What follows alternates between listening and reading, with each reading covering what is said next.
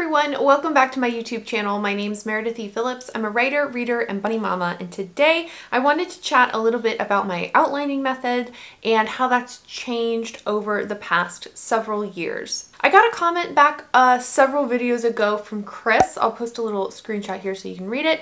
And he was interested to know in how my outlining changed from my first draft outline to now my second draft outline for the project I'm currently working on. So I thought I'd take this opportunity to not only share that information, but also share a little bit about how my ideas about outlining have changed over the years. And I'd be interested to know how you outline or don't outline, or how your thinking on the topic has changed as well. So thinking back to about 5.5 years ago now when I started writing, I didn't outline at all. My very first project, as I've mentioned a bunch of times on this channel, was completely pantsed. It was over 100,000 words and it was a mess. Like, it was super fun, but it was unusable. Like, it was so convoluted and there were so many problems with the overall structure and just the whole plot in general. Like, it couldn't be fixed. Since then, I've slowly worked my way from being a pantser into a complete outliner. And along the way, I've tried out a ton of different outlining methods and plot structuring methods. I've read Save the Cat. I've done plot embryos in the story circle. I've read Anatomy of Story by John Truby and tried a bunch of the things in that book. I've also started to use Romancing the Beat, which is a beat sheet specifically for romance books. So here's where I continually get bogged down when I look at these different outlining methods. The thing is, I am a direction follower. I don't want to brag or anything, you guys,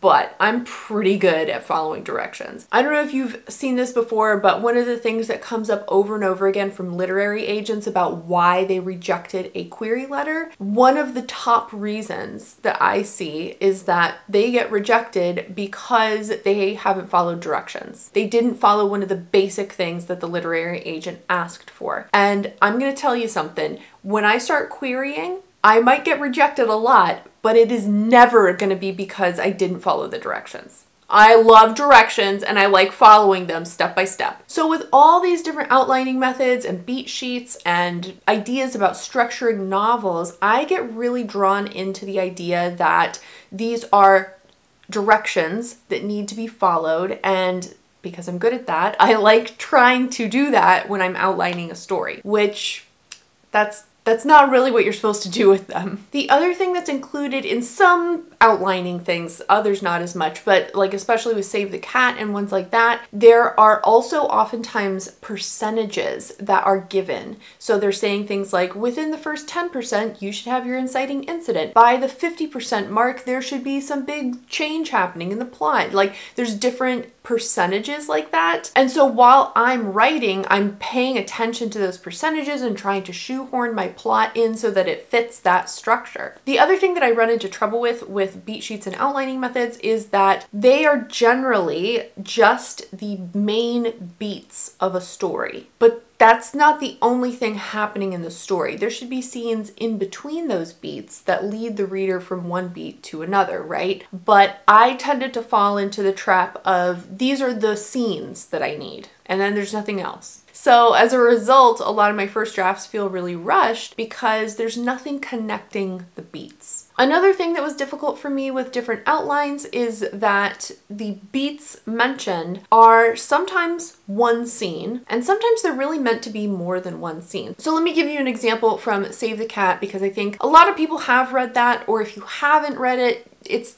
the really basic kind of plot structure that I think most people will be familiar with. So in Save the Cat, there's one beat called the Fun and Games section. And I think generally this is supposed to be more than one scene. You're supposed to be showing the character in their new world, in their new reality, and they are trying new things and either failing at those things or they're succeeding but then running into new problems. And it's supposed to be, again, generally speaking, supposed to be a series of scenes. It's not just one scene. However, another beat in Save the Cat is the inciting incident, which I think is pretty much in every beat sheet. The inciting incident, of course, is where your character is first presented with this new reality, and you know, the main bulk of the story is supposed to get started with the inciting incident. And generally speaking, the inciting incident is one scene. So it was hard for me to know sometimes, is this beat supposed to be one scene or is it supposed to be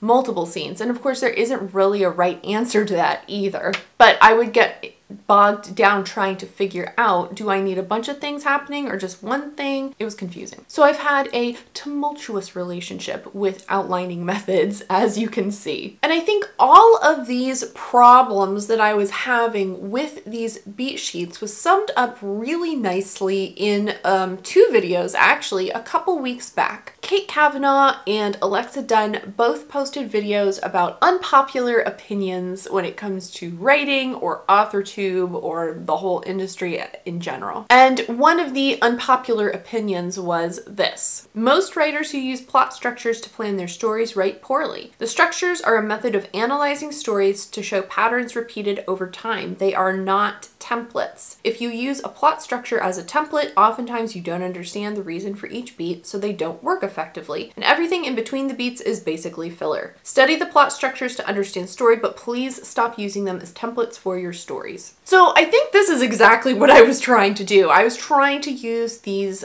plot methods, these outline structures, as a template. And this puts it into words exactly the way it should. It's not a template. It's not supposed to be used as a template. It's meant to be a way to understand story in general. I was trying way too hard to get my story to fit into these different templates in different ways, and that's not what they're there for. I think I've finally managed to break out of that, at least for this past attempt at outlining, which will hopefully make my second draft a better book by the end of it. So let's chat for a second about how my outline changed from draft 1 to draft 2. So when I was outlining way back, oh my gosh, it was almost a year ago. I did that in Preptober of 2020. And I was using the Romancing the Beat outlining method, which I really do like. It's specific for romance novels, and I very much enjoy how it's structured. I think it works really well. And what I did is I created scenes for each of those beats, and that was all I did. I didn't have anything connecting the beats. It was just the beats. So as a result, that first draft, if you read it through, it feels very rushed. There's not a whole lot happening outside of the main plot. For my second draft, if you've watched my vlogs from this year, you'll see I struggle a lot with trying to finish a re-outline of the book. And it even took me a while to realize I needed to re-outline the book from scratch. But what I finally ended up settling on was not a beat sheet at all. I ended up doing a list of scenes. Now, this scene list does still follow that general flow of events as presented in the Romancing the Beat outlining method, but I have scenes that string the beats together now. I don't just have beats. I also took notes and tips from John Truby's Anatomy of Story to create these scenes and to almost outline the scenes themselves. So let me show you real quick what exactly that looks like. Okay, so here are my notes from John Truby's Anatomy of Story. This, I believe, is from chapter 10, question mark. I'll look it up and put a little thing on here if I'm wrong. Highly recommend that book. It's excellent if you need something that goes beyond Save the Cat. And these are the notes that I came away from on his section on structuring your scenes. As you can see, it's fairly detailed, and I did go ahead and outline all this kind of stuff for pretty much every scene. There were some scenes where I was like, I don't know, but most of my scenes are outlined with this method. So part of what he advocates for is making sure that every scene has a conflict in it. His idea is that if there is no conflict within a scene, then what's the point in having the scene? There's nothing really interesting going on. People are going to be bored. Now, it doesn't mean that you have to have some major conflict where things are exploding, but it can be smaller things. It can be internal conflict as well, but there has to be some sort of conflict. Otherwise, there's nothing that's going to push the scene into the next scene. So you can see here it starts with what is the problem in your scene or what needs to be accomplished. He wants you to think about what strategy the characters might use to solve the scene. He wants you to think about the character's desire. What do they want? There, of course, needs to be some sort of end point. How does the character's desire resolve? Scenes are often best if there's an opponent in it, someone to oppose whatever it is that the main character is trying to get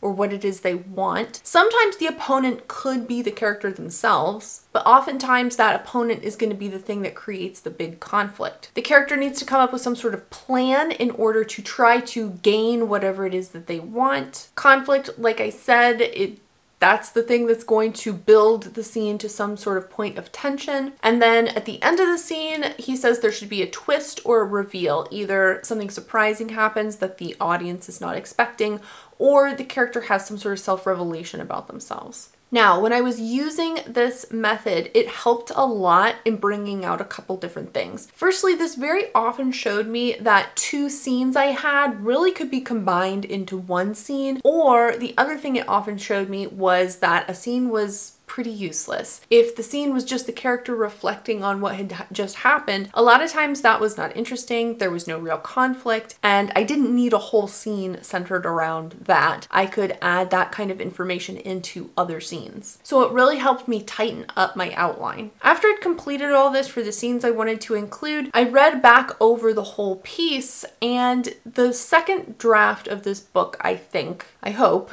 to me this second outline that I've come up with, this second version of book that I've come up with, is much more focused on things beyond just the plot structure. When I was using those outline methods as templates, the entire book was focused on the plot. And I don't think that's necessarily the best way to go. I think a lot of people read books or will continue reading a book beyond the first couple chapters is when they're really invested in the characters. In this second outline that I've created, there is a lot more emphasis on the character's growth, the character arcs, which I personally really enjoy in a book, and it's also more focused on the theme. When I was outlining and writing the first draft, I didn't know what the theme was. I almost never know what a theme is before I start a book. But after I'd finished that first draft, I reread it and realized, oh, okay, this is something that I want to discuss and talk about and have as a theme in the book. Now that I know what my theme is, it was easier to incorporate that into the second outline and make sure that the characters and the story as a whole were going to support that theme. So I am really excited to see how this second draft turns out. I think it will be a stronger story and a stronger overall